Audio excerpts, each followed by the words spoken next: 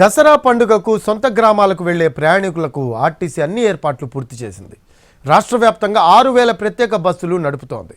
Return జర్నీలో కొద్దిగా అసౌకర్యం కలిగే అవకాశం ఉందని, ప్రయాణికులు దాన్ని దృష్టిలో ఉంచుకొని ప్రయాణ తేదీలను నిర్ణయించుకోవాలని అంటున్న రంగారెడ్డి రీజనల్ మేనేజర్ శ్రీలత్తో మా correspondent Radhika face to face.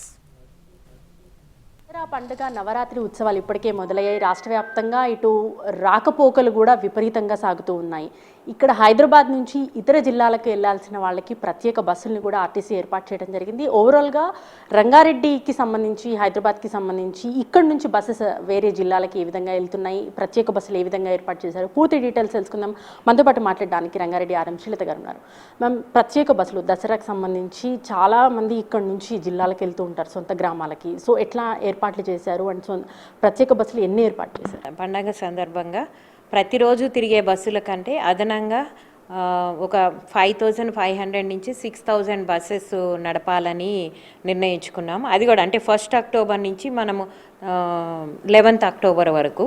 So ప్రతిరోజు ఒక 500-400 బస్సెస్ అట్లా అదనంగా తిప్పుతారు. అది హన్మకొండకి కావచ్చు, కరీంనగర్, నిజామాబాద్, మహబూబ్ నగర్, నల్గొండ. సో మనము ఎక్కువ రద్దీ 9th, 10th, 11th ఎక్స్పెక్ట్ చేస్తున్నామండి. ఆ రోజు ఈ డెస్టినేషన్స్ వైపు ప్రతిరోజు తిరిగే బస్సులకు అదనంగా ఒక 1000 బస్సెస్ నడపాలని ప్లాన్ చేసుకున్నాము.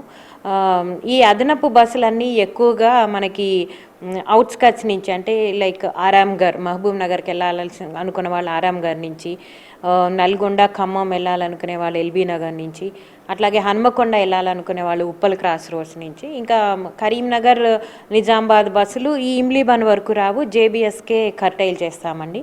సో ఇట్లా వివిధ ప్రాంతాలు అక్కడ ఆ ఏరియాస్లో మేము ప్యాసింజర్స్ కోసం సౌకర్యాలన్నీ అరేంజ్ చేస్తున్నామండి.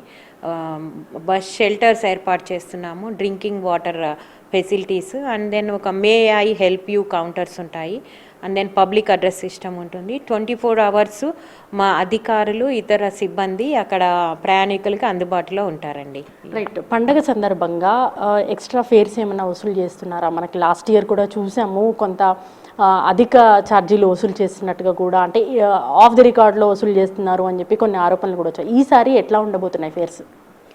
కార్పొరేషన్ ఎప్పుడైనా డిక్లేర్ చేసినట్లే ఫేరు నిర్ణయించడం జరుగుతుందండి. ఇప్పుడు ఇతర రాష్ట్రాలకు వెళ్ళే బస్సులు అయితే, అంటే రోజు రెగ్యులర్గా నడిచే బస్సుల్లో అయితే అదనపు ఛార్జీలు ఏమి ఉండవు. ఈ స్పెషల్ బస్సెస్ ఏదైతే మేము వేరే రూట్లోకి వెళ్ళే వాటిని డైవర్ట్ చేసి వేస్తున్నామో వాటిల్లో 1.5 ఛార్జ్ ఉంటుంది. వేరే రాష్ట్రాలకు వెళ్ళే వాటిల్లో మన తెలంగాణ లోపలే తిరిగే, ఫర్ ఎగ్జాంపుల్ హన్మకొండ, కరీంనగర్ ఇట్లా తిరిగే వాటిల్లో 1.25 ఉంటుందండి అడిషనల్ బస్సులోనే. రెగ్యులర్గా తిరిగే షెడ్యూల్ బస్సుల్లో అయితే అదనపు ఛార్జీలు ఏమీ